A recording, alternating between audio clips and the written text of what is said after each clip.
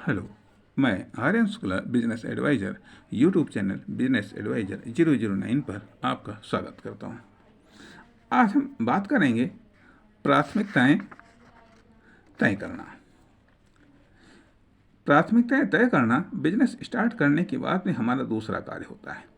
प्राथमिकताएं तय करना, पहली प्राथमिकता थी बिजनेस को लॉन्च करना या स्टार्ट करना। अब दूसरा कार्य या प्राथमिकता है बिजनेस में प्राथमिकताएं तय करना। जीवन में तो एक प्राथमिकता से काम चल जाता है कि जॉब करना है या बिजनेस करना है या फिर फ्री वाली ऐश करना है। ऐश या मस्ती दो प्रकार की होती है। नंबर 1 फ्री वाली मस्ती, नंबर 2 कास्टली या महंगी वाली मस्ती, और नंबर 3 प्रकृति या प्राकृतिक या नेचुरल मस्ती।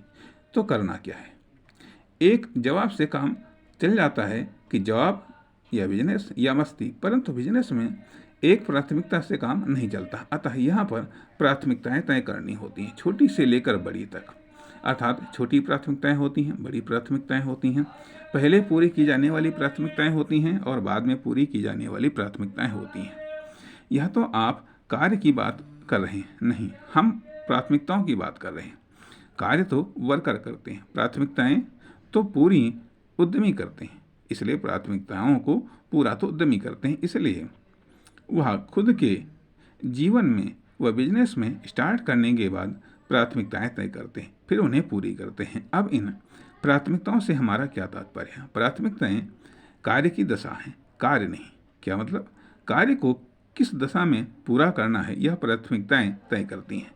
कार्य की क्या कोई दशा भी होती है? कार्य कार्य होता है, इसकी न दशा होती है न दुर्दशा होती है। जब कार्य फेल हो जाता है तो यह कार्य के माध्यम से व्यक्ति की दुर्दशा है, और जब कार्य कामयाब हो जाता है तो कार्य के माध्यम से व्यक्ति की सफलता उसकी दशा होती है। इसे ही हम व्यापक अर्थ में प्राथमिकताएं निर्धारण करना कहते हैं। हमें हो सकता है समझ में ना आया हो।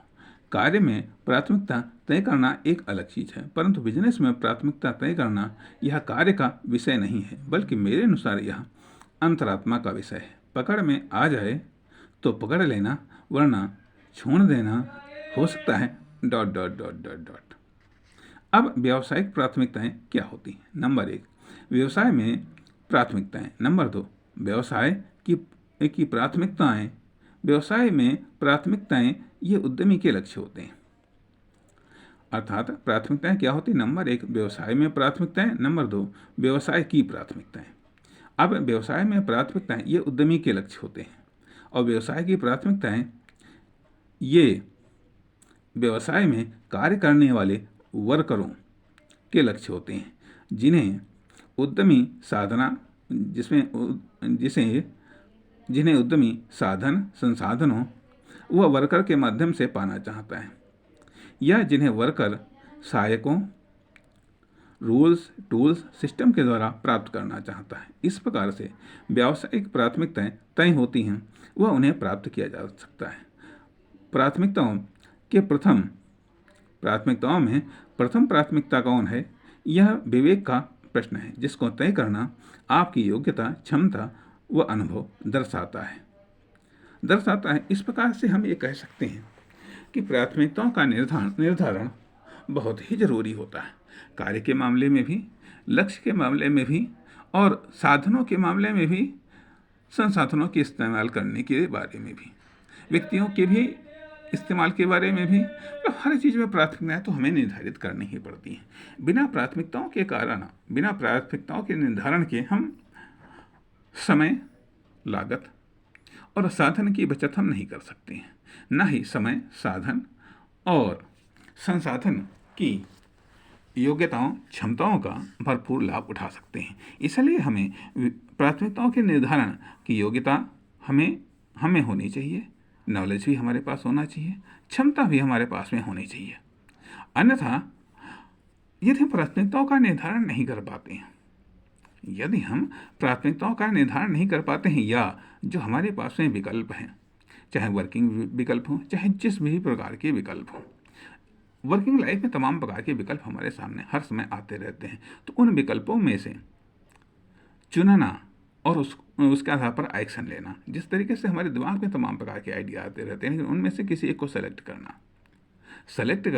तो इसको हम ये भी कह सकते हैं कि जहाँ पर एक उद्यमी के लिए एक प्राथमिकता शब्द अलग चीज़ है, वहीं दूसरी तरफ एक वर्किंग लाइफ में वर्कर के लिए प्राथमिकता होती है कि ऑप्शंस ऑफ वर्कर में किसी को सेलेक्ट करना, ऑप्शंस ऑफ वर्कर में से किसी को सेलेक्ट करना, या जो कार्य हैं, कार्य में से कार्य के जो ऑप्शंस हैं, कई सारे कार्य हमारे पास में हैं, करने वाले हम एक होते हैं, या कराने वाली एक टीम होती है, या कराने वाला एक स्टाफ होता है, या साधन या संसाधन भी लिमिटेड होते हैं। तो उन लिमिटेड संसाधनों में संसाधनों के द्वारा हम लिमिटेड वर्क ही कर सकते हैं। इस तरीके से हमें हर चीज़ में प्राथमिकताओं को तय करना होता है कि आखिरकार क्या करना है, किससे करवाना है और क्यों करवाना है आदि। तो ये सब चीज़ें प्राथमिकताओं के सिलेक्शन के संबंध में निर्धारित होती हैं या प्राथमिकताओं के सिलेक्शन से हम बेहतर रिजल्ट प्राप्त कर सकते हैं, बेहतर रिजल्ट दे सकते हैं। इसलिए अभी इस टॉपिक पर बड़ा ही संक्षिप्त और हम ये कहेंगे कि मामूली बात ही हम कह रहे हैं, लेकिन ये मामूली बात इम्पॉर्टेंट हो जाती है। कारण अरे सबसे बड़ी इम्पॉर्टेंट बात तो है आपने बिजनेस स्टार्ट किया है, या सबसे बड़ी इम्पॉर्टेंट बात यह है कि आप बिजनेस चला रहे हैं। अन्य जो भी बातें हैं वो सब साधारण ही होंगी, वो सब मामूली ही बातें होंगी, लेकिन इन मामूली या साधारण बातों से, मामूली और साधारण वो बातें हैं जो सभी जगह पाई जाती हैं, सामान्यतः पाई जाती हैं, लेकिन सही समय पर उनका पाया जाना ये मामूली बात नहीं है। सही समय पर उनका पाया जाना ये मामूली बात नहीं है, ये असाधारण बना देता है। तो इसलिए ये तभी हो सकता है जब हमारे अंदर प्राथमिकताओं को निर्धारण करना आता होगा, ऑप्शंस में से सही ऑप्शंस को चुनना आता होगा। सही जो ऑप्शंस हैं उनमें से हमें किसको सेलेक्ट करना है। अब ये कह सकते हैं कि ये प्रॉब्लम्स ऑफ सिलेक्शन भी हो सकती हैं, ये प्रॉब्लम्स ऑफ कलेक्शन भी हो सकती हैं। इस आधार पर ये कहा जा सकता है कि यह एक योग्यता है, यह एक क्षमता है जो आप यदि उद्यमी हैं तो उस रूप में भी, यदि आप एक वर्कर हैं तो भी उस रूप में, यदि आप एक एम्प्लॉय हैं उस रूप में भी आपको आना चाहिए। वरना जैसे मान लिया, ये तो एक स्वाभाविक बात है कि जब बच्चा स्टूडेंट लाइफ में होता है, लर्निंग के समय में इतना गौर आदमी नहीं करता है कि क्या पढ़ना चाहिए, क्या नहीं पढ़ना चाहिए, कब कौन सा चैप्टर पढ़ना चाहिए, नहीं पढ़ना चाहिए, ठीक है, क्योंकि वहाँ पर उसको लगता है कि हाँ 1 साल का समय है। लेकिन जब परीक्षा 3 घंटे का होता है, पेपर 3 घंटे का हल करना होता है, उस समय जब प्रश्न आते हैं, प्रश्न पत्र वो देखता है, तब वहाँ पर उसे प्राथमिकताओं के आधार पर प्राथमिकता सेलेक्ट करनी पड़ती है कि कौन सा प्रश्न हमको पहले हल करना है, कौन सा दूसरे नंबर पर, कौन सा तीसरे नंबर पर। ये इस आधार पर भी होता है कि हाँ कौन प्रश्न कितने नंबर का है, तथा इस आधार पर भी होता है कि कौन सा प्रश्न हमको आता है, कौन सा प्रश्न आता है और कितना बढ़िया आता है। तो इन कई बेस के आधार पर जब एक बच्चा परीक्षा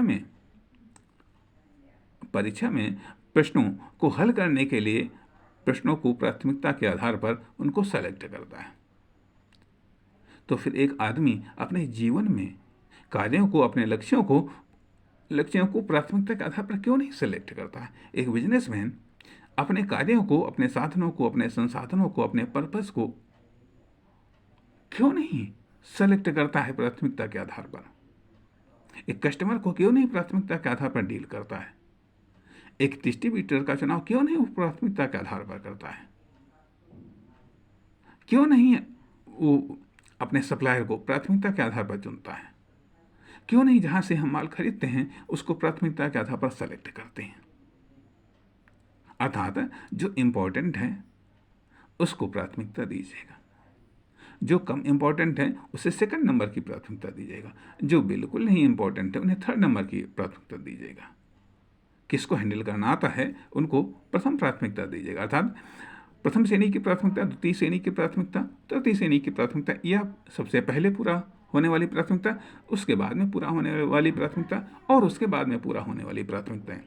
तो इन सब चीज़ों का निर्धारण, इन सब चीज़ों के लिए आपकी योग्यता, आप में क्षमता विकसित करनी चाहिए और बिजनेस को भी प्राथमिकताओं आपके बिजनेस में भी योग्यता होनी चाहिए कि वो भी अपनी प्राथमिकताओं को निर्धारण कर सकें, क्योंकि बिजनेस तो हमने स्टार्ट कर ही दिया, बिजनेस तो हम चला ही रहे हैं, लेकिन वो चलेगा किन आधारों पर चलेगा, किन आधारों पर? अभी हमने एक भाग में बात की, सुधारों के आधार पर चलता है और प्राथमिकताओं के आधार पर भी वो चलता है।